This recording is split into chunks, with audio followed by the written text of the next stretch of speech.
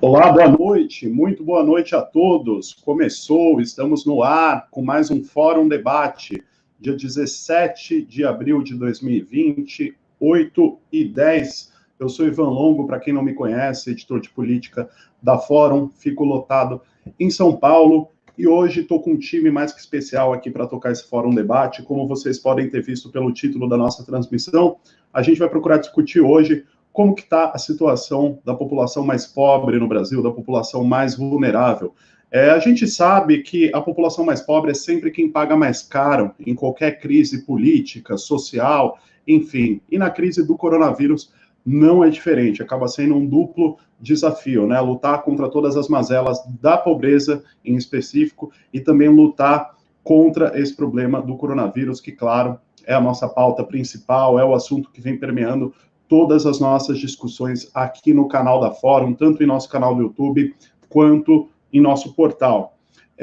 Hoje é dia 17 de abril, eu devo lembrar, né, a todos que é uma data fatídica, né? Hoje completam-se 4 anos que a Câmara dos Deputados aprovou, né, em votação, o processo de impeachment contra a ex-presidenta Dilma Rousseff. Meses depois, esse processo foi chancelado pelo Senado. A presidenta foi retirada do poder e o resultado todos já sabem. Passados 4 anos, aqui estamos, né? Vejam só a nossa situação. Enfim, a gente vai procurar comentar essa situação da pobreza em meio à pandemia do coronavírus nesse programa. Antes de apresentar os nossos convidados que já estão aqui conosco, eu quero dar um recado para todos que estão nos assistindo pelo Facebook, por outras redes sociais, que migrem para o YouTube, porque assim no YouTube a gente consegue acompanhar todos os comentários. Eu peço sempre para que vocês tragam perguntas, tragam comentários para que eu reproduza aqui para os nossos convidados.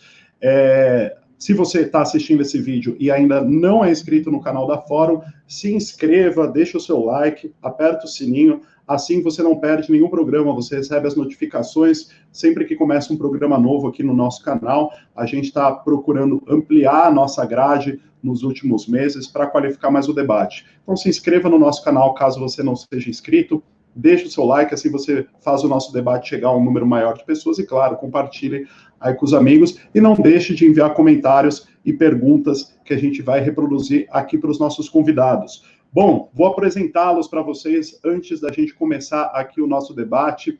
Nós estamos com a Tamires Gomes Sampaio, que é diretora do Instituto Lula, advogada, militante da Coordenação Nacional das Entidades Negras. Boa noite, Tamires, tudo bem com você? Tamires, seu microfone está fechado. Se puder abrir aqui, a gente te vê, mas não te ouviu. Aí, oi. Boa noite, Ivan. Muito obrigada. Para mim é um prazer estar aqui participando desse debate com você na Fórum, junto com os companheiros do MST e da CMP, nesse dia fatídico, né, como você estava dizendo, de 4 anos do impeachment, e do massacre também, né, de Eldorado. Acho que é importante a gente estar aqui com o companheiro do Alexandre do MST. Enfim, esse é um dia histórico, um momento histórico, e tenho certeza que esse nosso papo vai ser muito bacana. Obrigada pelo convite. Valeu. Eu que agradeço a presença, Tamires. Estamos também com Alexandre Conceição, que é dirigente do Movimento dos Trabalhadores Rurais Sem Terra, mais conhecido como MST. Boa noite, Alexandre, tudo bem? Seu microfone também está fechado, Alexandre. Libera o microfone para o pessoal te ouvir. Aí.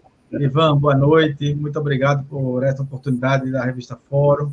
Tamires, um abraço. Raimundo e os demais companheiros que estão e companheiras que estão nos assistindo agora essa live, que nós vamos um pouco, apesar dos pesares, nós vamos também contar coisas boas aqui. Com certeza. Vamos lá, obrigado pela presença também, Alexandre. Como o Alexandre já adiantou aqui, o nosso terceiro convidado é o Raimundo Bonfim, que é parceiraço da Fórum, está sempre aqui com a gente nas lives. Raimundo, que é coordenador da Central de Movimentos Populares e também faz parte da coordenação da Frente Brasil Popular e da Frente Povo Sem Medo. Boa noite, Raimundo, tudo bem?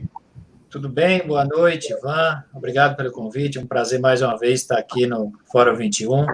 Boa noite, Tamires. Boa noite, meu amigo e companheiro Alexandre. Estamos juntos na resistência aqui do quartel-general, aqui preparando as próximas batalhas. Legal, valeu, Raimundo. Só uma correção rápida, o Fórum 21 é nosso antigo programa aqui da noite. Raimundo, agora a gente está com o Fórum Debate. Mas legal. Então, muito bem. Mas eu estava antenado, né? Agora Fórum Debate. Mas estamos juntos. E legal saber que você lembra do Fórum 21. Foi uma experiência bem bacana, quem sabe a gente retome aí. Bom, vamos lá, vamos começar o nosso debate. Antes de mais nada, antes de colocar, eu vou só elucidar porque eu vou fazer essa primeira pergunta, porque é o seguinte, hoje saíram alguns dados, eu vou pedir até para a Tati, que está no nosso staff aqui, colocar na nossa tela um mapa, que é o seguinte, que mostra que na periferia de São Paulo, as periferias de São Paulo estão se concentrando o maior número de casos suspeitos, confirmados e também de morte por coronavírus aqui em São Paulo, infelizmente. Né? Quando a pandemia começou, quando chegou ao Brasil, ainda estava concentrado muito em bairros da classe média, porque vinha muito de pessoas que tinham viajado para o exterior, etc. Mas o coronavírus, de fato, chegou nas periferias e já está se alastrando. Um dado muito triste é que, por exemplo, a comunidade da Brasilândia, na zona norte de São Paulo, é aqui pertinho onde eu moro, inclusive, eu estou na freguesia do A Brasilândia, fica aqui pertinho. É a região onde mais se morreram pessoas por coronavírus em São Paulo. Foram 33 casos até ontem. Se a Tati puder colocar o mapa de novo aí para vocês observarem, nesse mapa vocês vão ver que tem umas partes que são um pouco mais rosa escuro, né? Mais salmão, e tem uma parte mais roxa ali, que é justamente a Brasilândia, onde eu citei. E essas partes, esse salmão, esse rosa mais escuro, representam os lugares onde há mais mortes, né, tirando a Brasilândia. E vocês podem reparar que esses lugares são justamente nos extremos da cidade, né, no extremo leste, já quase no extremo sul, só a zona oeste, que ainda não tem tantos casos assim, mas a zona norte, onde fica a Brasilândia, por exemplo, já está bem prejudicada. Enfim, como eu estava falando aqui na nossa abertura, quem paga a conta mais cara dessas crises são sempre os pobres, né? Então, eu queria abrir com essa pergunta já direto para a Tamires, depois a gente roda um pouco aqui a nossa roda.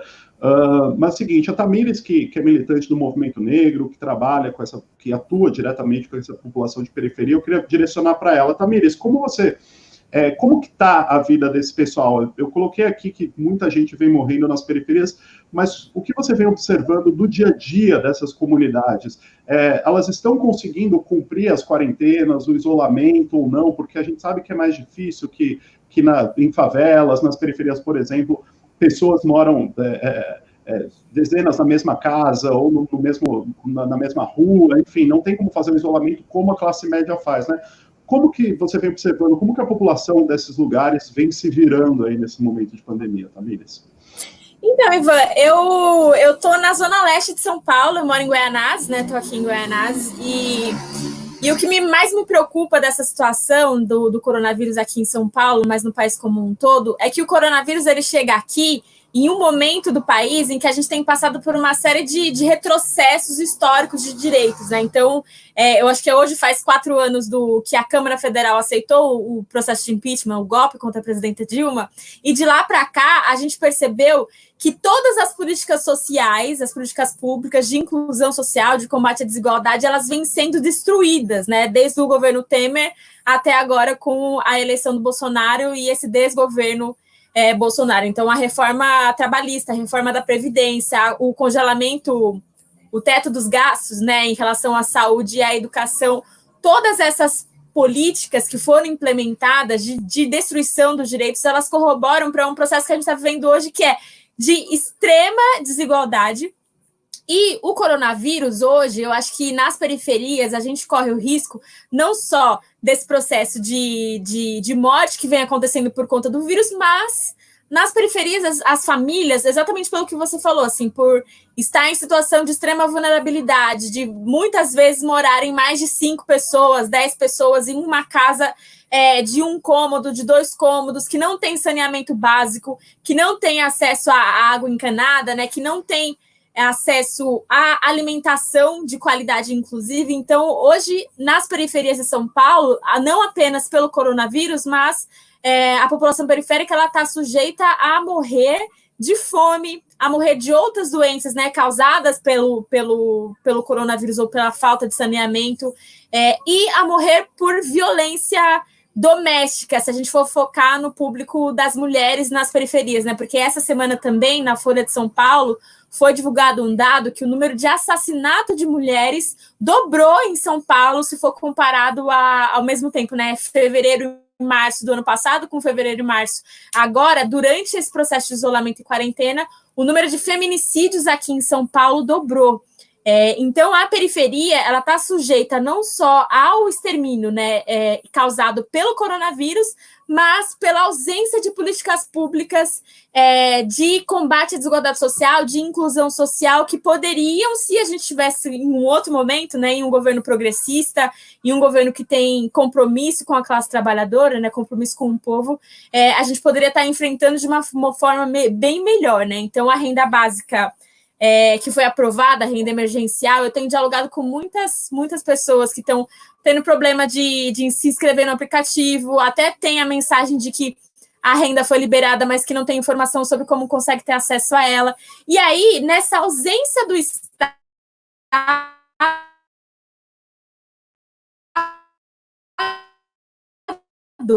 o que eu tenho também é organizar, dar uma resposta a isso, né? Então, tem uma série de... A gente fez um mapeamento, eu faço parte da direção municipal do PT, de 60 iniciativas de solidariedade nas periferias, só aqui na cidade de São Paulo, voltadas para o combate ao coronavírus e voltadas para a atenção às famílias que estão em situação de vulnerabilidade. Então, essas iniciativas, elas estão focadas em garantir cesta básica, garantir materiais de higiene, né? Então, não só a máscara, né? Materiais de proteção, mas sabão, água potável, enfim, doação desse tipo de produto para que as pessoas consigam se proteger, para que as pessoas consigam se alimentar e que tenha o isolamento garantido, porque hoje o nosso principal desafio no Brasil, não só pensando aqui em São Paulo, nas regiões da periferia, é garantir que a população tenha acesso e consiga ficar em isolamento sem morrer de fome.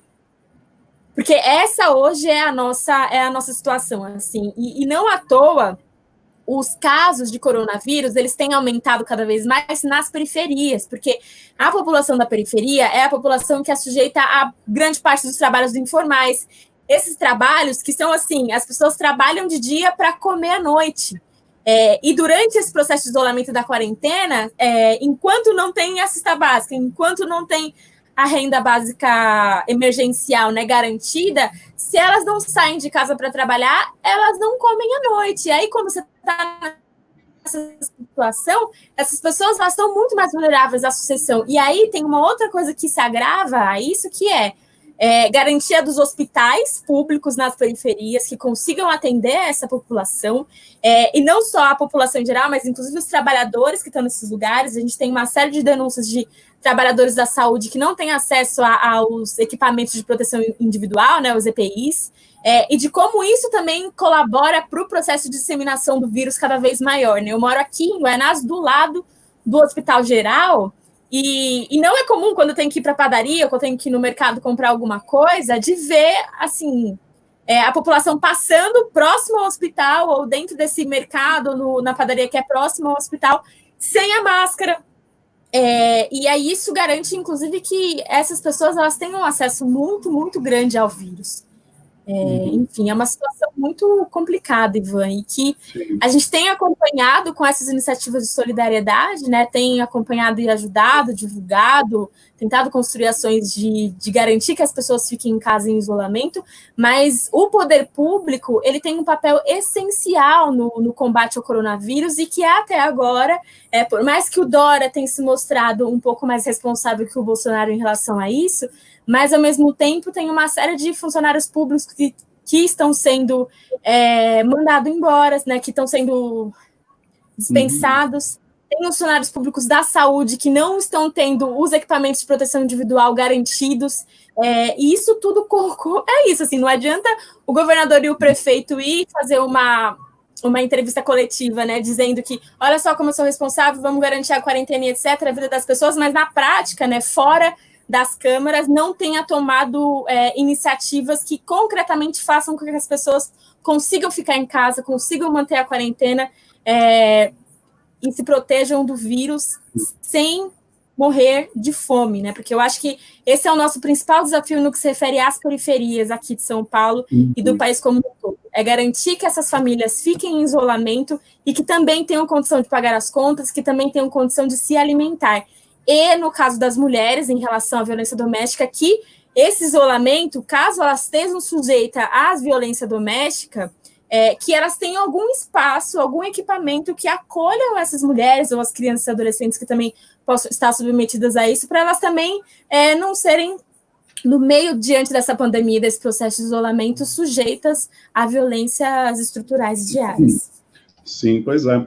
E interessante que a Tamires citou agora a questão das iniciativas de solidariedade que vêm sendo encampadas, né, com as populações de periferia, que mostra muito como falta o auxílio do Estado nesses lugares, né? O pequeno auxílio que essa população pode vir até acaba vindo da organização dessa própria população e dos movimentos sociais, que estão sempre muito perto deles, né? Agora, eu vou passar a palavra agora para o Raimundo, depois a gente chega no Alexandre também. Antes disso, eu gostaria só de mandar uma saudação aqui para quem está nos assistindo no YouTube. A Sandra mandou boa noite para todos, boa noite para você também, Sandra, Rosemary, o Rafael Capelari, o Éder, a Cristiana Rabelo, a Jamília, o Antônio José, a Cristiana, enfim, tem bastante gente entrando aqui. Se você está acompanhando a nossa live pelo Facebook, peço que migrem para o YouTube e aproveita já e se inscreva no nosso canal, deixa seu like, compartilhe o vídeo, assim você ajuda a nossa transmissão a chegar a um número cada vez maior de pessoas. Rosemary mandou aqui, parabéns pelo trabalho, obrigado, Rosemary, muito bom contar com a presença de todos vocês, e não se esqueça, mandem perguntas, mandem comentários, que eu vou reproduzir aqui para os nossos convidados. Bom, vou falar um pouquinho com o Raimundo agora, depois eu vou colocar umas perguntas para os três responderem, enfim. Mas, Raimundo, seguinte, a Tamires estava falando sobre essa situação do pessoal na periferia, né? Agora a gente sabe que população vulnerável, população mais pobre, também está no centro de São Paulo, né? E isso, os movimentos de moradia, por exemplo, que atuam no centro, coletivos que estão ligados à Central de Movimentos Populares, sabem muito bem, né? E então eu queria saber de você, Raimundo, como você vem acompanhando essa situação dessa população mais vulnerável que vive não só nas periferias, mas também no centro de São Paulo, como que essa população vem sendo acompanhada? E se você puder já também citar para a gente alguma das iniciativas que vocês aí da Central de Movimentos Populares, também da Frente Brasil Popular, vem encampando para auxiliar essa população, Raimundo?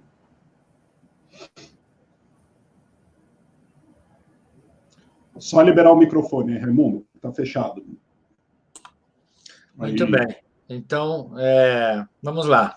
Muito bom estar aqui mais uma vez, conversando com vocês. Mais uma vez, boa noite, Alexandre, a Tamires e todos que nos assistem nesse momento. A situação é dramática, Ivan. Eu, além de ser coordenador nacional da Central de Movimentos Populares e ter o privilégio de participar também da Frente Brasil Popular, que são os espaços de caráter de articulação dos movimentos, de partidos, de centrais sindicais, eu também sou diretor e atuo desde 1986, sou diretor de uma associação dos moradores aqui da favela do Heliópolis, aqui na Zona Sul, no Ipiranga, uma das maiores favelas de São Paulo, que tem uma forte organização popular, comunitária, tradicional de luta. Então, mas é importante, a Tamira estava falando e eu estava pensando aqui, o fato concreto é de que o povo trabalhador mais pobre desse país já estava vivendo numa crise econômica e social de forma muito perversa, porque o Estado brasileiro, que as políticas sociais que foram construídas com os governos democráticos populares, do governo Lula, do governo Dilma, até 2014, eu digo até 2014, porque em 2015 a Dilma já não conseguiu governar, foram destruídas rapidamente através do golpe, né? Então, as periferias e os centros, população que mora em ocupações, nos cortiços, já estava em um processo de empobrecimento, de ficar de desemprego na economia informal, reduzindo programas como Bolsa Família, Mais Médico, Minha Casa Minha Vida e tantos outros, podemos ficar aí na área do campo, o Alexandre pode falar, estava sendo totalmente destruído. Então, já estava um processo de extrema pobreza, um processo perverso, e que, com o advento da pandemia do coronavírus, isso escancarou, evidenciou. E é impressionante como agora a Rede Globo, os grandes meios de comunicação, né, a burguesia, uma parte desinformada da classe média, descobriu que tem miséria no país, tem desemprego, tem exclusão social, tem pessoas que não conseguem ficar um dia sem ter uma renda para se alimentar à tarde. Então, é uma situação que já era muito difícil, que agora é dramática, nas favelas, nas periferias, nos cortiços, nos palafitas, né, nas comunidades do campo, principalmente as comunidades mais afastadas dos centros urbanos.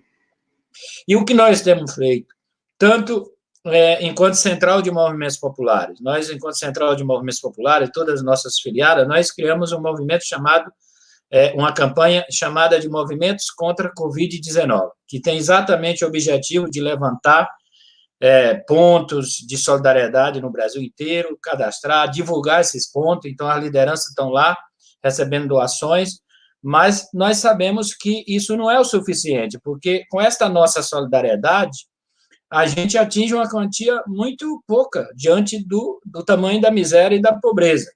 Mas, um pouco mais de uma semana, nós temos cadastrado hoje 79 pontos no Brasil inteiro, com endereço, com telefone, com contato de liderança, e já distribuímos mais de 25 mil cestas básicas, né? Nesse mesmo sentido, a Frente Brasil Popular e a Povo Sem Medo também lançaram, né, uma campanha denominada Campanha de Ação de Solidariedade ao Povo Brasileiro, não para concorrer com as iniciativas dos grupos da periferia, das favelas, das ocupações, tampouco com iniciativa como a da CMP e de outros movimentos, do MTD, do Levante, do MST, tantos movimentos sociais que, nesse momento, estão fazendo iniciativa. Mas essa campanha Ação de Solidariedade ao Povo Brasileiro tem o objetivo de ser um grande guarda-chuva para estimular a solidariedade no nosso país, para aproximar o potencial doador de quem mais precisa. Então, são essas iniciativas, agora, sempre enfatizando de que essas iniciativas, por si só, não resolvem o problema. Nós temos que estar ao lado do povo que está passando necessidade, mas nós temos que cobrar a responsabilidade do Estado, né? Daí, nós lançamos uma plataforma de emergência para combater o coronavírus e a crise, que tem uma série de propostas, né, como revogação da medida constitucional 95, que congela os recursos, né, enfim, uma série de medidas, e lançamos também, Ivan, Alexandre e Tamires, a campanha Taxar Fortuna para Salvar a Vida, porque, na verdade, não é possível no Brasil nós aceitarmos o fato de 6 pessoas ter a mesma renda de 100 milhões de pessoas. Não é possível num momento desse.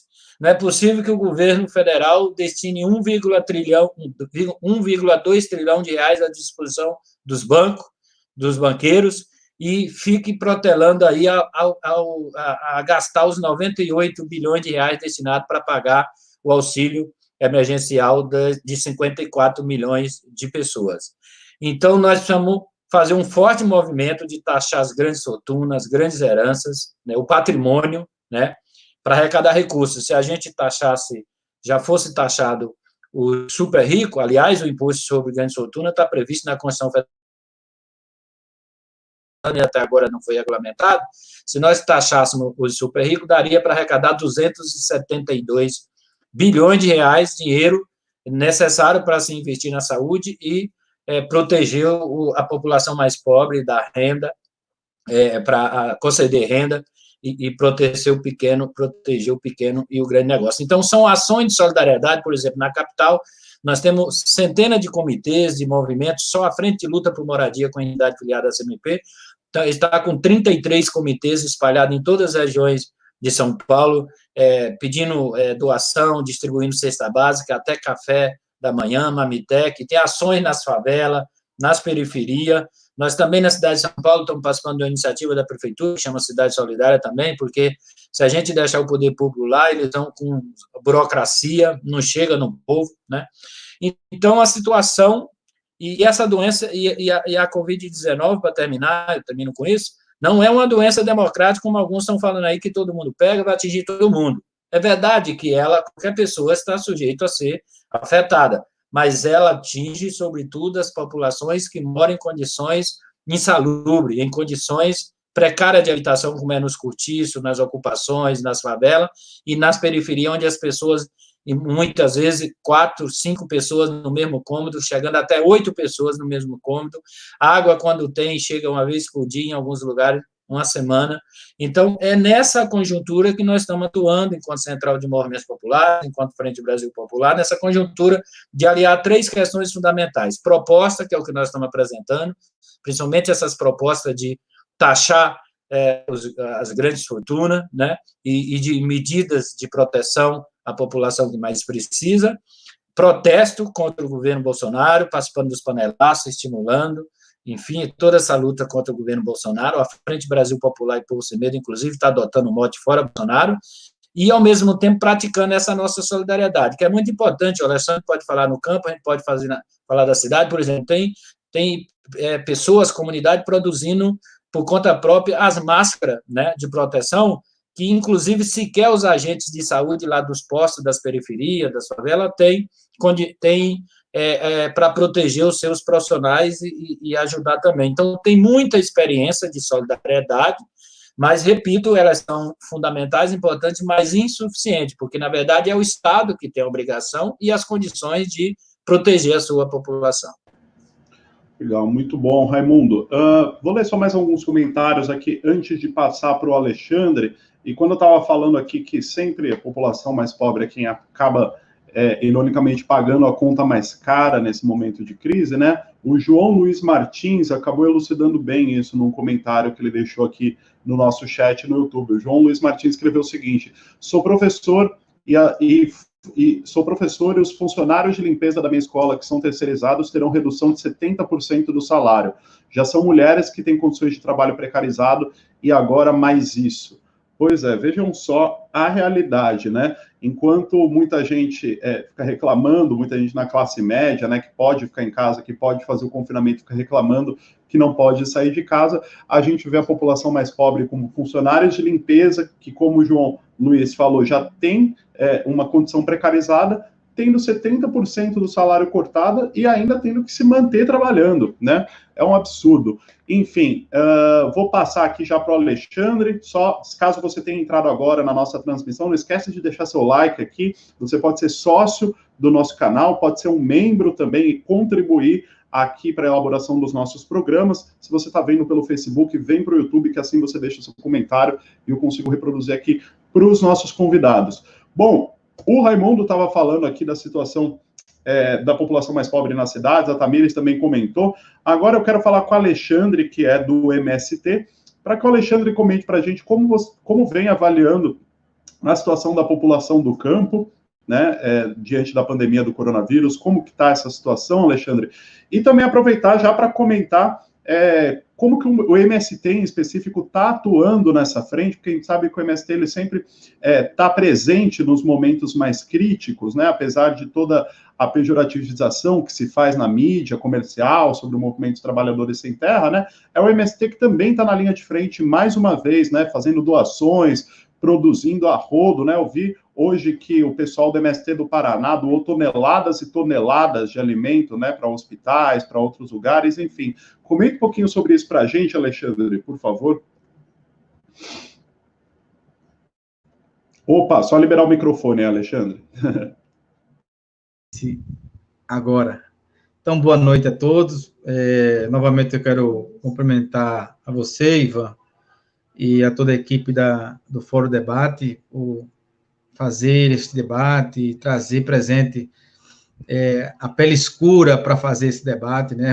Aí está o Raimundo, está a Tamires, estou eu aqui, e trazer essa voz do povo brasileiro, que muitas vezes é silenciada, mas é as vozes mais que tem sido mais sofredora do ponto de vista da história desse país, e a mais silenciada porque, infelizmente, os meios de comunicação no Brasil pertencem a apenas 7 famílias que dominam os veículos de comunicações. Então, esses espaços aí do Fórum Debate é muito importante para que a gente possa conversar, dialogar e chegar até, através da rede social, chegar em outros rincões, outros companheiros que estão nos assistindo agora, que possam, mais do que nós falar aqui, mas que eles possam também se integrar, sair do Facebook, vir para, como você disse, vir para o YouTube aí para nos acompanhar e mandar seus comentários, para a gente poder fazer aqui um grande debate. Veja, hoje é dia 17 de abril, Ivan, faz 24 anos do massacre de Eldorado dos Carajás, 24 anos de impunidade, 24 anos de injustiça cometida contra os 21 companheiros que foram assassinados brutalmente naquele período que lutava pela terra. 4 anos do massacre que tivemos no Congresso Nacional, inclusive com o ex-ministro da Saúde, o Mandetta, que é um dos algozes do SUS, e utilizou muito agora, esses últimos dias, a camisa do SUS, mas ele foi um dos grandes algozes do SUS, que cometeram esse terrível golpe contra a presidenta Dilma, que a partir daí, né, nós já vínhamos no processo de uma crise econômica muito forte, mas a partir do golpe e da derrota nossa no Congresso Nacional e a retirada da democracia, com a prisão do presidente Lula, com todo o enredo que aconteceu, nós vimos justamente uma avalanche muito grande para cima dos pobres, da periferia, das grandes comunidades, das zonas rurais e das políticas públicas. Então, esses grandes desmontes vieram na política pública, Ivan, no corte do orçamento e na precarização do trabalho. Isso atinge todo o povo brasileiro. Veja, no desmonte das políticas públicas, pensando do ponto de vista dos movimentos do campo, o Eldorado dos Carajás, há 24 anos, a partir dessa luta, logo em seguida, em 96, foi constituído por Fernando Henrique Cardoso, por pressão popular, o Ministério do Desenvolvimento Agrário, o MDA. E veio o golpe 20 anos depois, e no mesmo dia, o golpe foi 17 de abril também, tá certo? E no mesmo dia, no dia seguinte, eles acabaram com o MDA, com o Ministério das Mulheres, com o Ministério dos Direitos Humanos e com o Ministério da Igualdade Racial. Ou seja, eles vieram dizer, olha, chega de navio negreiro aqui, agora quem vai mandar de novo são as elites latifundiárias. Então, esse golpe que veio de 2016 veio desmontando as políticas públicas. E quando vem desmontar a política pública, o Estado fraco para atender as políticas públicas, sofre a população mais pobre. Então, qual é o sentido do desmonte da política pública? É tirar dinheiro do orçamento público, do povo brasileiro, dos pobres, que gera mais emprego, que gera mais renda, que distribui mais renda através da aposentadoria, através da agroindústria, através do emprego solidário, através de tudo. Eles tiraram, eles desmontaram a política pública para levar esse recurso para os banqueiros, para pagar juros da dívida, para pagar juros a XP, ou seja, aqueles que deram golpe, eles estavam sabendo para que estava dando golpe, para retirar o dinheiro e ficarem com a taxa de lucro ainda maior. Depois, eu ainda falando do orçamento, o orçamento do INCRA para a reforma agrária é uma vergonha. O governo, sem falar de orçamento, botou 140 milhões esse ano, eles acabaram com uma diretoria que tem dentro do INCRA, que é a diretoria responsável para desapropriação de terra. Ou seja, nesse governo não se desapropria mais terra, ou seja, é um governo de latifundiário para latifundiário. Igual não se demarca mais terra indígena, igual não se reconhece áreas quilombola. Então, nessa condição dessa crise que nós estamos vivendo, desse desmonte do orçamento, da política pública e da precarização do trabalho que utilizou o executivo golpista e depois a Vitória Bolsonaro ainda mais radical, junto com o Congresso Nacional. Veja, o Congresso Nacional desse último ano só veio aprovar pauta bomba contra a classe trabalhadora. Então, todo o desmonte, os 22 milhões que eles tiraram do SUS, o desmonte do orçamento público, o desmonte da política pública, o fim do PAA, o fim do PENAI, o fim do PRONERA, significou a desmobilização e o repasse de recursos para que gere-se mais emprego e mais renda no campo e na cidade. Então, portanto, uma precarização que trouxe de volta o Brasil ao mapa da fome. Ao trazer o Brasil de novo ao mapa da fome, fomos, infelizmente, agora a humanidade, digamos aí, afetada por essa crise de saúde pública do coronavírus. Essa crise pegou ainda o Brasil ainda numa crise econômica muito forte, numa crise política e num processo de uma política ultra neoliberal para retirar direito da classe trabalhadora, para precarizar a classe trabalhadora e enfraquecer a classe trabalhadora e as suas condições de vida, e aí chega o coronavírus. Ô, Ivan, a gente sempre diz, nós somos contra a violência, nós somos contra a guerra, nós somos contra a devastação do meio ambiente. Sabe por quê? Porque na guerra só morre o pobre. Na devastação do meio ambiente, a primeira catástrofe, como Brumadinho, Mariana, só fica o pobre morrendo debaixo da lama. E igual a violência, quem está sofrendo são as mulheres hoje. O coronavírus pediu para ficar em casa, mas o feminicídio não pediu licença, não, continua cada vez mais violento. Então, veja, nós estamos vivendo num processo difícil, mas, ao mesmo tempo, eu queria falar para os internautas que aqui estão nos vendo hoje, de que, apesar de tudo isso, nós conquistamos, Ivan, em torno de 400 mil famílias assentadas ao longo de 36 anos de luta do MST.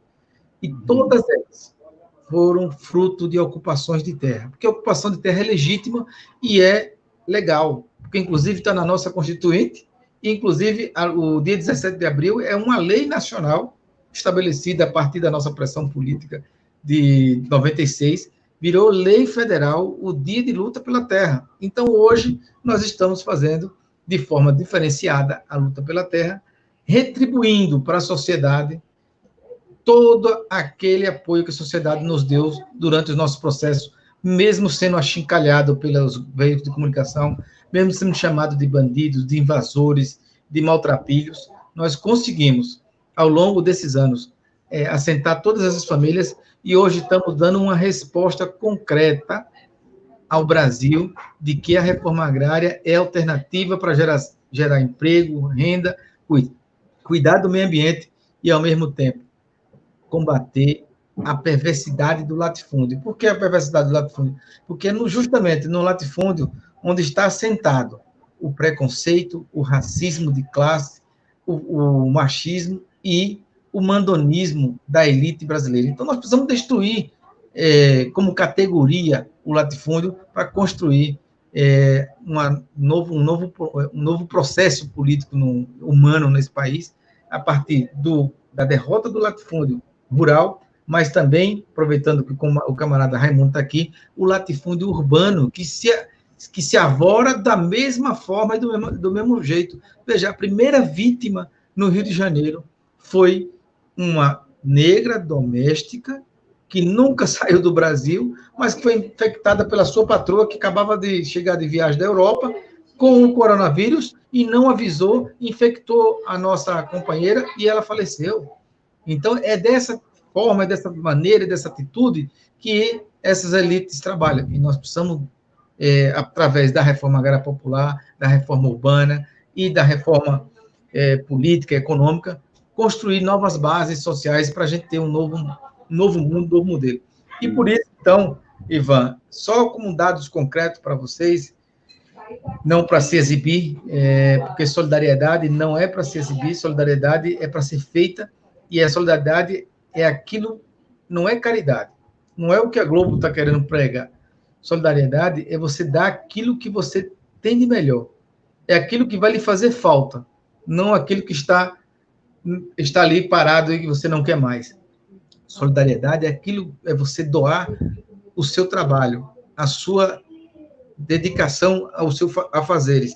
Então, hoje, como por conta do ficar em casa, o ficar em casa para nós significa cuidar da saúde, da higiene pessoal, mas também produzir alimento saudável. Isso é ficar em casa, significa isso.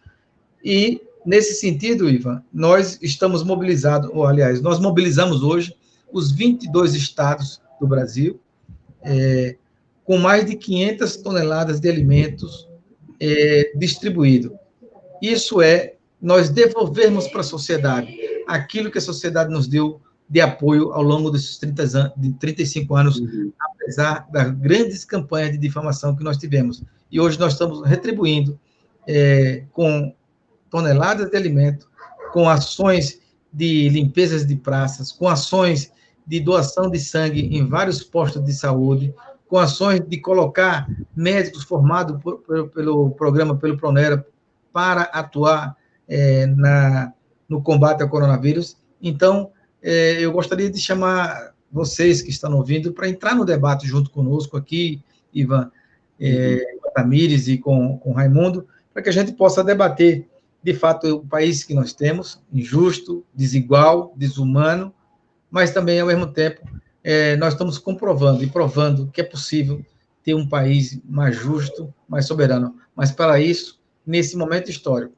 derrotar Bolsonaro é fundamental, porque esse é um entulho na frente do desenvolvimento humano, esse é um entulho na frente da geração de emprego e de renda, esse é um entulho na frente da proteção ao latifúndio. Então, portanto, o Fora Bolsonaro é a ordem do dia.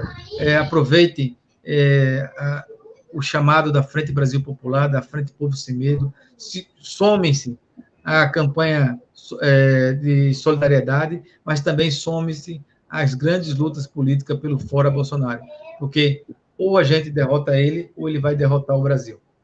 Pois é, muito bom, Alexandre. Eu vou voltar agora rapidinho para a Tamires, depois a gente retoma um pouco esse assunto. Agora, eu só vou pedir na nossa próxima rodada aqui de intervenções, para a gente tentar fazer intervenções um pouquinho menores, um pouquinho mais enxutas, para a gente não estender tanto o nosso horário assim. A gente queria falar mais sobre algumas coisinhas também, mas só para a gente não passar muito.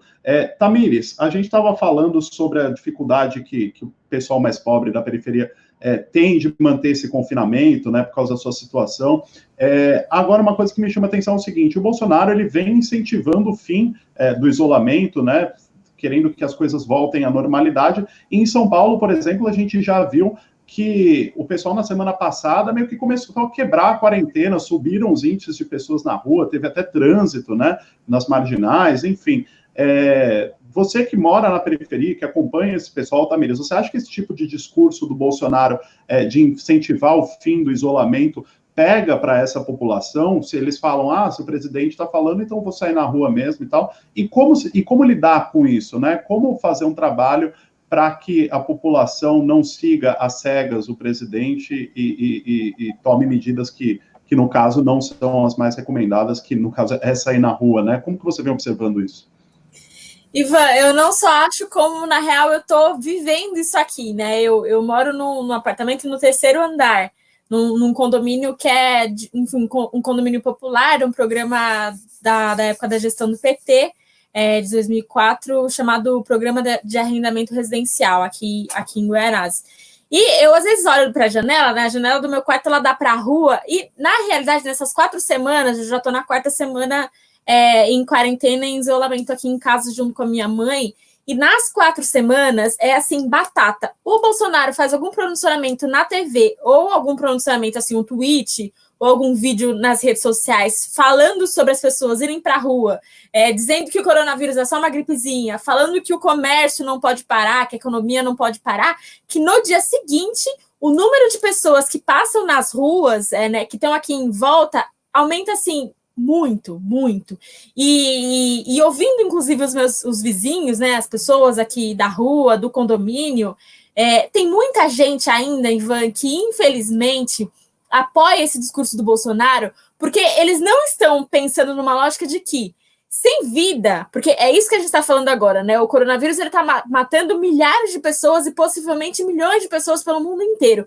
E sem vida, não existe economia, não existe trabalho, não existe absolutamente nada, né? Sem saúde, a gente não consegue ir para o mercado de trabalho, a gente não pode fazer ação alguma. E quando o Bolsonaro vai para a televisão e faz esse incentivo, né, falando sobre a economia, sobre o mercado não poder parar, e a população que está em casa, está em uma situação de vulnerabilidade, trabalha em tem algum trabalho informal, né, ou trabalha como ambulante, esses trabalhos que você trabalha o dia inteiro para conseguir sobreviver e comer à noite no jantar, ou trabalha em um lugar em que o chefe está dizendo, olha, se você parar de vir aqui, você vai ser mandado embora, ou a gente vai ter que passar por esse processo de isolamento e aí vamos cortar 70% do seu salário, como foi o caso que o professor comentou, né, das empregadas, das faxineiras das escolas que estão tendo 70% do salário cortado. E aí as pessoas que elas se veem nessa situação de perder emprego, de redução do salário, de não ter uma política pública séria, né, de não ter um Estado brasileiro ou os governos nem na esfera federal, nem estadual e nem municipal, com políticas públicas que garantam que elas fiquem nesse processo de isolamento e passem essa quarentena com condição de pagar as contas e de comer em casa. Ao se depararem nessa situação, as pessoas vão falando, não, eu preciso ir para a rua, porque é isso, esse vírus, e aí essa é uma lógica que é terrível, Ivan, porque as pessoas pensam, né, eu já passo por tanta coisa, a minha vida já tem tanto problema, não vai ser o vírus que vai me pegar, assim, eu já ouvi isso de pessoas, já vi comentários em relação com essa lógica, né, na internet, e quando a gente tem um presidente que reforça esse tipo de coisa, fica muito forte. Então, essa briga de narrativa, né, do governo federal com o estadual sobre não, tem que ter quarentena, não tem, o isolamento faz, não faz, mas e a economia? E sem políticas públicas, porque foi como o Alexandre e o Raimundo falaram, né? Não adianta as iniciativas de solidariedade apenas dos movimentos sociais, né? Elas são muito importantes, essas ações elas estão garantindo a vida de milhares de pessoas no Brasil como um todo, mas sem o Estado brasileiro, sem a ação de políticas públicas concretas para garantir o isolamento e a quarentena de uma forma digna, né, em que as pessoas consigam se alimentar, consigam pagar as contas, ou no mínimo assim, que o Estado brasileiro, de certa forma, extingua durante esses meses, né, a taxa de luz, de água, de gás, para essas famílias não precisarem se preocupar com isso, mas mesmo assim tem o aluguel, tem as outras contas, né? Então, sem conseguir pagar isso no dia a dia, as pessoas ficam numa situação de desespero, Ivan. E aí é por isso que elas saem. E aí isso faz com que o quê, né? O mapa, que foi o que você começou esse debate mostrando, né? O mapa do coronavírus, dos casos mais graves, dos óbitos, nas periferias, eles têm aumentado e, na realidade, eles tendem a aumentar ainda mais. E aí, o que eu acho que pode ser uma forma da gente tentar combater esse discurso do Bolsonaro, né? E essa enfim, vontade das pessoas acabarem indo para a rua por conta desse desespero em relação à situação econômica em que elas estão vivendo. Eu acho que uma das coisas mais importantes é essa articulação que os movimentos sociais têm feito para garantir essas políticas públicas do Estado, então a taxação de grandes fortunas, a luta pela renda emergencial, né, mas garantir que ela seja realmente implementada, que todo mundo tenha acesso a ela, garantir que as contas de água, luz e gás, no mínimo, sejam isentas, pelo menos para a população mais vulnerável, mais pobre, durante esses meses de quarentena, e lutar para que os direitos trabalhistas dessas pessoas sejam garantidos, são questões básicas para que a população tenha, no mínimo, segurança para ficar em casa de fato, né, e não se colocar no risco. Outra coisa que a gente pode falar, e aí esse é um debate que é um pouco mais complexo, mas assim, tentar dialogar com os vizinhos, com quem a gente vê na rua, mandando mensagem para os amigos, né? Falando, gente, não dá, o coronavírus está aumentando. A gente aqui em São Paulo já passou de 800 casos, isso sem falar sobre a subnotificação, né? Porque eu acho que um dos principais problemas, inclusive, que é o que está fazendo as pessoas não levarem tão a sério o coronavírus até agora, na minha avaliação, é a subnotificação. Porque a gente tem oficialmente um pouco mais de 800 casos de coronavírus aqui que chegaram a óbito, né? Então, mais de 800 mortes. Só que tem várias pesquisas dizendo que essas mortes, elas provavelmente estão muito subnotificadas, né? Porque tem entrevistas, inclusive, com coveiros, com trabalhadores da saúde, que têm falado sobre o número de pessoas que têm chegado no hospital com sintomas do coronavírus, mas que não estão sendo testadas. Então, a gente tem um processo massivo de não fazer teste com as pessoas que estão indo, só os casos que são mais graves. E aí essas pessoas vão para o hospital, ficam em casos mais graves, morrem sem o teste. Então, tem uma série de pessoas que já foram a óbito por coronavírus e que não entraram na estatística. Isso somado, enfim, a todos os casos que estão agora. aliás, isso somado na real é o seguinte, tem vários casos e testes que são feitos e apenas 15 dias depois eles são divulgados. Então, a gente tem hoje dados de 15 dias atrás, não é o dado de hoje. E aí isso é uma preocupação muito grande.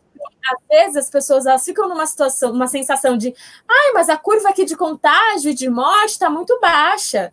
Está mais baixa do que o que aconteceu na Itália ou do que está acontecendo nos Estados Unidos agora. Só que, na realidade, isso é enganação, né? Porque essa curva está achatada porque existe uma subnotificação muito grande porque os testes não estão sendo feitos e porque os que estão sendo feitos demoram 15 dias para sair o resultado. Então, a gente hoje tem dados de 15 dias atrás, fora as pessoas que não foram submetidas a isso, né? Então, esse processo de conscientização, de falar sobre a subnotificação dos testes, de falar sobre a importância de garantir o isolamento, de que esse vírus é um vírus que tem matado milhões de pessoas no mundo inteiro. Eu acho que é importante para a conscientização, mas a conscientização, ela necessariamente precisa vir com políticas públicas do Estado que garantam esse isolamento, porque é como o Raimundo e o Alexandre falaram, não adianta as pessoas ficarem em casa em isolamento, não terem contato com o coronavírus e morrerem de fome, ou serem assassinadas em casa por violência doméstica, assim, não adianta. Então, como a gente já tem passado por um processo de intensidade no nível de desigualdade no Brasil, a gente precisa agora que o coronavírus, que amplifica isso mais ainda, construir políticas, né? A gente precisa que o Estado garanta essas políticas públicas de proteção para essa população mais vulnerável, né? E que tá. E aí o Alexandre comentou isso, e para mim eu fico muito feliz sobre falar dessa situação do povo, né? Periférico, com duas lideranças negras, né, da CMP e do MST, que são lideranças e referências políticas para mim, inclusive, né, da minha militância, e acho que de milhares de milhões de brasileiros nossos, porque isso escancara, inclusive, um debate que eu acabei não falando no começo da minha fala, que é o seguinte: as mulheres, elas estão em uma situação de violência grande, né, tem aumentado. E a população negra é a população mais afetada por conta do coronavírus, porque quando a gente fala, né, que esse vírus é democrático porque todo mundo pode pegar, mas como o Raimundo comentou, na realidade, ele não tem nada de democrático, porque a população que é mais afetada, que tem mais risco de morte desse vírus, por conta da situação social em que vive, é a população periférica, e majoritariamente a população periférica é negra. E aí a gente precisa pensar nessas políticas, né, inclusive de redução da desigualdade, que tenham necessariamente recorte de gênero, recorte de raça, para além do recorte social, porque senão a gente cria políticas que não conseguem atender as desigualdades estruturais como um todo que a gente tem no país, né? Porque é isso, são mais de 2/3 da nossa história marcada pela escravidão. A luta do MST, né, que é uma luta de todos nós, pela reforma agrária, a gente não teve esse processo de reforma agrária, muito pelo contrário, as desigualdades, elas só se intensificaram, né, com a abolição da escravidão. Então, a parcela que era a elite escravocrata continuou sendo a elite brasileira, enquanto os negros e negras e periféricos que eram escravizados, né, que foram escravizados, passaram a ser fadados por trabalhos informais, pela ser colocados nas periferias, foram criminalizados e exterminados, e isso tem reflexos até o dia de hoje, né? E eu acho que o Bolsonaro e o governo Bolsonaro, eu acho que é uma luta nossa, né, luta de todos nós contra ele é um reflexo e ele representa isso, né? Essa elite escravocrata, esse sentimento ainda colonial que o Brasil tem até hoje, de não ligar para a população mais pobre periférica, e de que, para além de não ligar, faz um processo de criminalização e de extermínio, porque a atuação do governo Bolsonaro, quando trata esse coronavírus como uma gripezinha, quando não garante essas políticas públicas para que as pessoas fiquem em casa realmente em isolamento social, ela é o Estado brasileiro, né, o governo federal, fadando à morte essas pessoas, né? É literalmente uma política de morte, que tem sido tão comentada nos dias de hoje, né? Agora durante esse pandemônio, mas que já é uma realidade do nosso país há muito tempo. Claro. Muito bom, Tamires. Inclusive, você tocou num ponto que eu vou querer repercutir agora com o Raimundo e com o Alexandre. Infelizmente, a gente vai ter que ir meio que caminhando para o final do nosso debate aqui. A gente já está estourando um pouquinho o horário, então vou pedir para tanto o Raimundo quanto o Alexandre ser um pouquinho mais conciso nas respostas, mas eu acho que é importante a gente abordar isso. E depois a gente já vai finalizando. Mas é o seguinte, a Tamires estava falando sobre essa necessidade das políticas públicas, né, para a população mais vulnerável, que só os movimentos sociais atuando ali não dão conta de toda a demanda, claro que não vai dar. Né? Agora, minha pergunta eu vou fazer a mesma pergunta para os dois, tanto para o Raimundo quanto para o Alexandre, se quiserem discordar, complementar, enfim, fiquem à vontade. Mas o seguinte, como pressionar o poder público, como fazer o trabalho de movimento social, como faz a CMP, como faz o MST, como faz a Frente Brasil Popular, como fazer essa pressão, como encampar essa mobilização para pressionar o poder público em prol de políticas públicas, numa situação como essa que a gente se encontra agora, que é uma situação atípica, que é uma situação que as pessoas têm que ficar em casa, que é uma situação que a gente não pode mandar uma manifestação na rua, enfim, o que fazer nesse momento atípico que a gente se encontra para pressionar o poder público em prol de políticas para essa população. Raimundo e depois Alexandre. Vamos lá.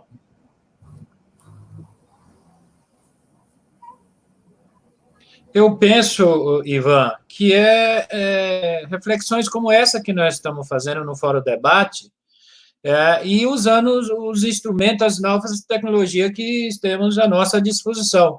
Veja que o governo Bolsonaro encaminhou uma proposta para a Câmara dos Deputados, propondo lá, no início estava propondo R$200 para o auxílio emergencial. E mesmo o Rodrigo Maia e uma base ali, governista, estavam meio que ensaiando a dar uma esmola também de R$400, R$450. Então, foi uma forte pressão nas redes sociais, dos partidos de oposição, uma pressão muito forte da sociedade que fez com que a gente não aprovamos o 1.045, que era o valor do salário mínimo que nós estávamos defendendo, e os partidos de oposição, mas conseguimos ali aprovar os R$600 de auxílio emergencial, que eu prefiro chamar de uma renda básica temporária, porque nós também precisamos fazer esse debate, o Brasil precisa urgente de instituir uma renda básica cidadã, ou qualquer outro nome que possa se dar, de forma permanente, de forma perene, não em momentos de crise. Então, eu penso que nós, mesmo nessas ações de solidariedade que nós estamos praticando nos comitês, né, está também sendo um saldo, está tendo um saldo organizativo também, apesar de toda a situação de limitação de isolamento social.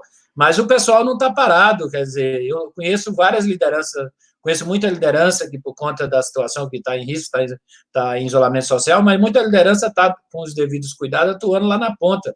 Teve gente que não pode, eu conheço pessoas que não podem se deslocar da sua casa para ir para a associação de moradores ou no sindicato, ela fez da sua casa, na sua própria rua ali, um comitê para receber doação e dali mesmo ela faz o processo de distribuição, em contato com os vizinhos.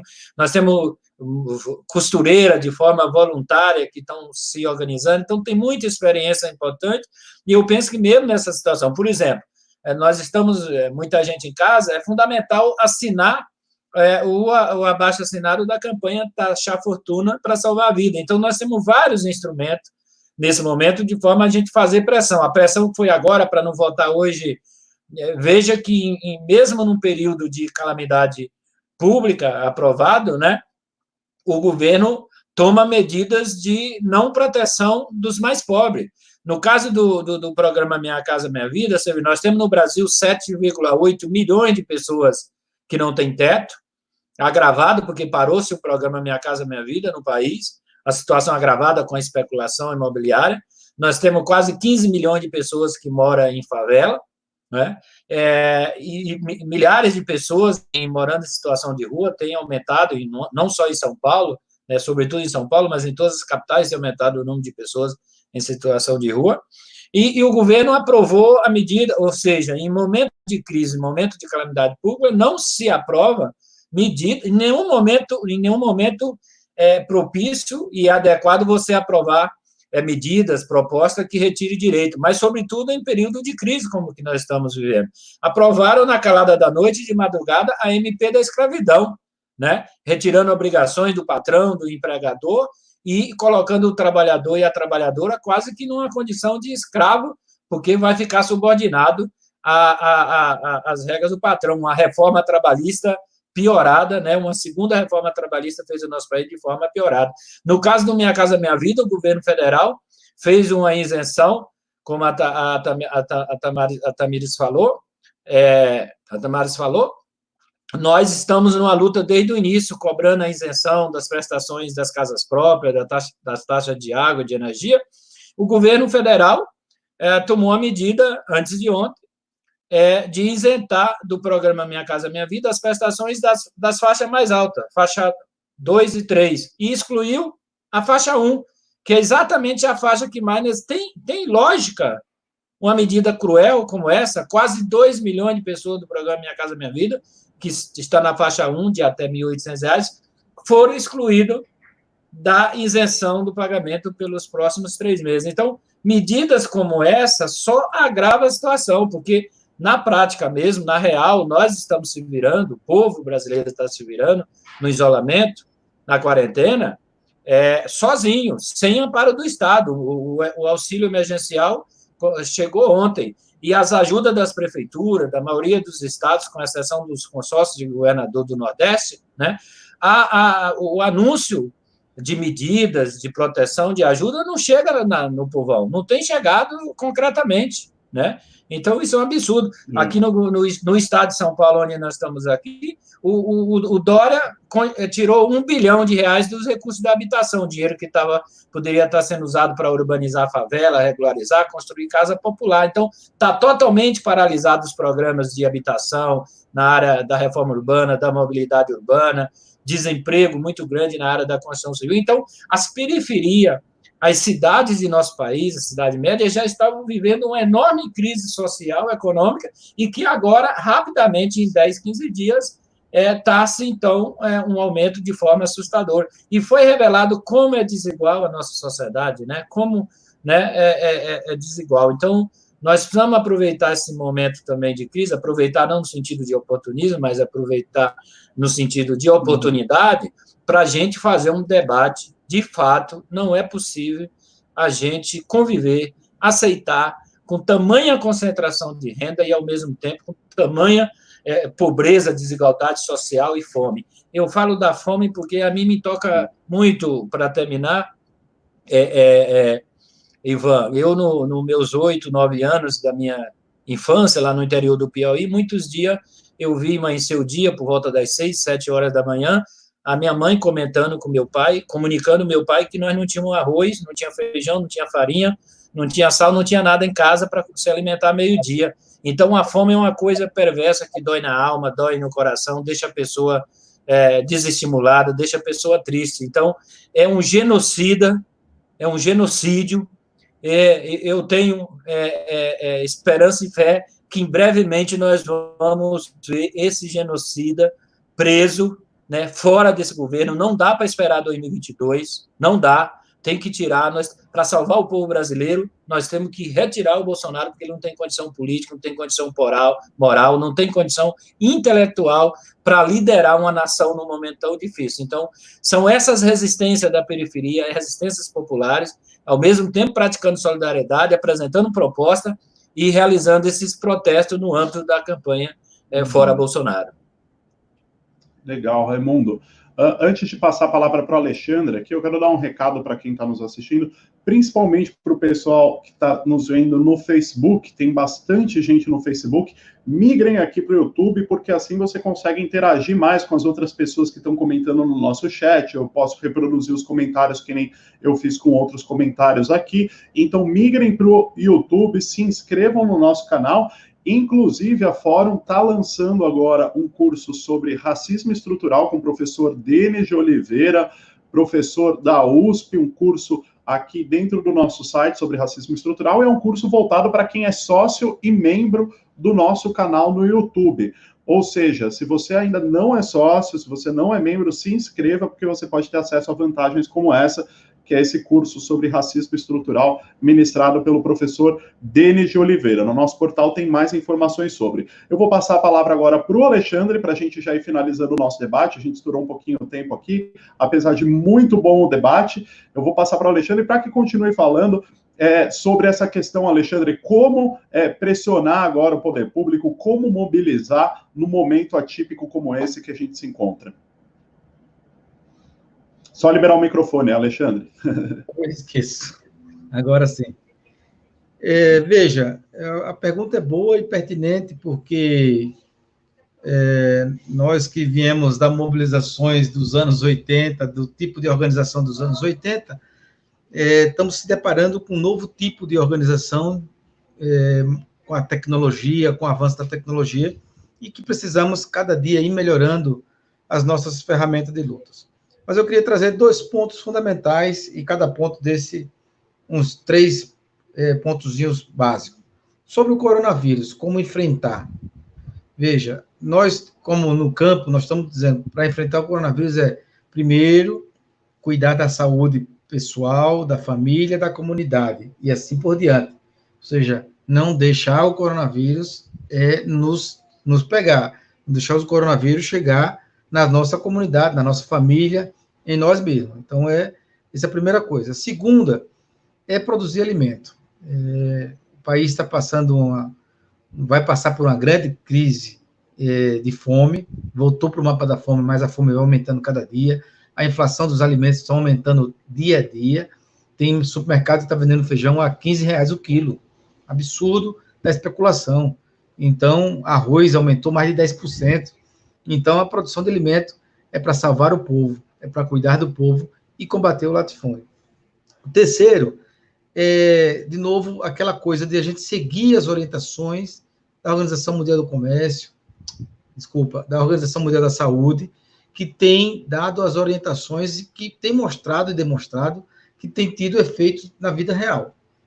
Onde houve o isolamento social, houve a diminuição de mortes, houve o controle do coronavírus. Aonde não, a coisa se desinvestiu. Então, portanto, não vamos escutar presidente babaca que está por aí dizendo que tome cloroquina ou que vá para a rua.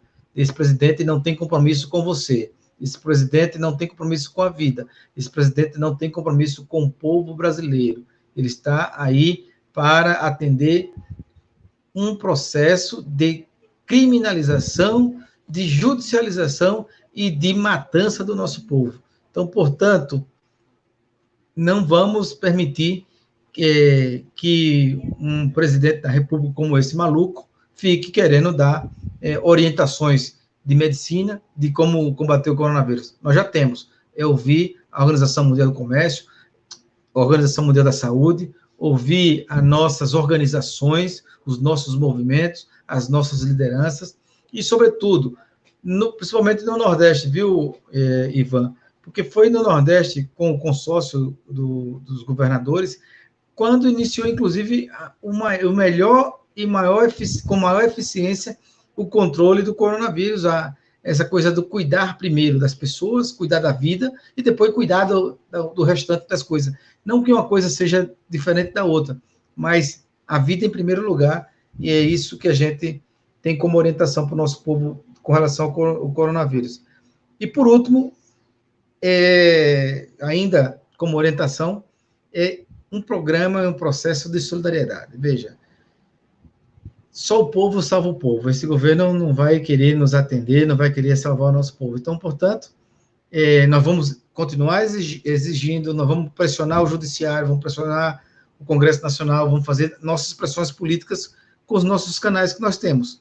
Mas é fundamental uma ação mais individualizada para o coletivo. Qual é a ação individualizada? É a ação da solidariedade. A solidariedade pessoal, a solidariedade coletiva, que cuida das pessoas, que cuida do meio ambiente, que cuida da produção do alimento saudável. Então, portanto, para cuidar e combater o coronavírus, a solidariedade ajuda muito a nossa cabeça, o nosso modo de produção e, sobretudo, a nossa forma de trabalhar e permanecer vivo para vencer o verme desse governo. Para ir finalizando, Ivan, eu queria trazer presente, veja, a perversidade que é esse governo. A Inglaterra colocou do PIB dela 17% para o combate ao coronavírus, para atender a população mais necessitada. Com tecnologia, com ciência e com atendimento à classe trabalhadora. O mundo inteiro está fazendo isso. A Alemanha, 12% do PIB. O Brasil, apenas 3% do PIB. Aqui, 3%. Dos quais 85% foi para o andar de cima. Está com as empresas. Não chegou está chegando para nós agora, bem como o Raimundo disse, bem atrasado e bem pouco, e não é permanente, é justamente essas medidas que é importante, brigamos por ela e vamos brigar para que ela seja efetivada, a dos R$600, quando vem a exoneração do aluguel, aí vem para o rico, não vem para o pobre. Então, vai ser um governo que tem a sua classe, ele defende essa classe fascista, essa classe elitista, que sempre nos colocou em segundo, terceiro plano. Então, portanto, uma campanha da Frente Brasil Popular, Frente Povo Sem Medo, convoco todos a participarem junto conosco. Vamos precisar de todo mundo. Essa é a grande campanha de solidariedade e vamos precisar de todo mundo, vai precisar também de você para ajudar nesse grande debate político. Por último, então, Ivan, as batalhas de ideias. Nesse momento que não dá para mobilizar as ruas, mas dá para mobilizar através das redes sociais, dá para mobilizar através das ideias, do pensamento, de que é possível um novo país, de que é preciso a gente resgatar valores humanistas, solidários, e não valores egoístas, que defendem a morte, que defendem o assassinato. Então, nós estamos muito nisso. Boas leituras, bons debates, boas lives aí, para que a gente possa ampliar o nosso leque, e cada um de nós convencer o nosso vizinho, os nossos amigos que votaram no Bolsonaro, a convencê-lo de que eles se equivocaram e que está na hora de fazer a reflexão, nos darmos a mãos e sair desse processo, derrotando esse governo e, ao mesmo tempo, construindo a solidariedade entre os povos. Por isso que, nesse momento, nós queremos sair dessa crise da saúde e dessa crise econômica muito mais humano, muito mais parceiro um dos outros, muito mais solidário do que prega o atual governo. Então, por isso, eu já vou aqui, já fazendo as minhas considerações finais, agradecer muito ao debate da rede, porque com esse debate, com esse processo de debate de ideias, de discussões, de projetos políticos, é que a gente pode avançar, inclusive, para combater o latifúndio, combater o coronavírus e combater os grandes veículos de comunicação que defendem o processo da morte e não o processo da vida que nós defendemos. Legal, Alexandre, muito boa intervenção. Aliás, todos os três, tanto Alexandre, Raimundo quanto Tamires, gostei muito do debate, muito produtivo. Infelizmente, a gente não tem mais tempo para continuar, a gente já até passou um pouquinho do nosso horário aqui, mas não vão faltar oportunidades para a gente conversar mais vezes sobre esses e outros temas. Então, quero agradecer muito a participação dos três, agradecer muito a participação de todos que nos assistiram também, nos acompanharam no Facebook, no YouTube. Não se esqueçam de se inscrever no nosso canal, para quem não é inscrito, deixar seu like e compartilhar nossa transmissão. Então é isso, a gente vai ficando por aqui. Tamires, boa noite, obrigado pela sua participação, viu? Boa noite, Ivan, muito obrigada, eu adorei a conversa, como eu estava comentando, o Alexandre e o Raimundo são grandes referências na política e na militância para mim, e estar aqui nessa noite discutindo com duas lideranças negras é muito, muito importante esse debate. Eu quero agradecer a você, Ivan, pelo convite para participar aqui, espero voltar outras vezes, e para quem está acompanhando a live e quiser continuar esse bate-papo nas minhas redes sociais, @soltamires.sp, no Instagram, Twitter, Facebook. É isso, gente. Obrigada. Legal, valeu, Tamires. Raimundo, obrigado pela sua participação também. Em breve a gente está junto aqui conversando de novo, com certeza. Seu microfone está fechado, Raimundo. Obrigado, Ivan. Um abraço a você, Alexandre, a Tamires. E eu encerro dizendo o seguinte: fora Bolsonaro, acesse, procure o link da campanha Taxar Fortuna Salvar a Vida. Vamos assinar e vamos compartilhar e vamos fazer essa disputa para a gente taxar os ricos poderosos desse país para diminuir a desigualdade social no nosso país. Isso aí, valeu, Raimundo, obrigado. Alexandre, agradeço também sua presença e suas intervenções aqui. Até a próxima. Boa noite. Valeu, boa noite a todos. Amanhã tem fórum 11h30 pela manhã, então se inscreva no nosso canal, aperte o sininho, assim você recebe as notificações e não perde nenhum programa. Fórum Debate volta na segunda às 20h, como sempre. Até lá. Tchau, tchau.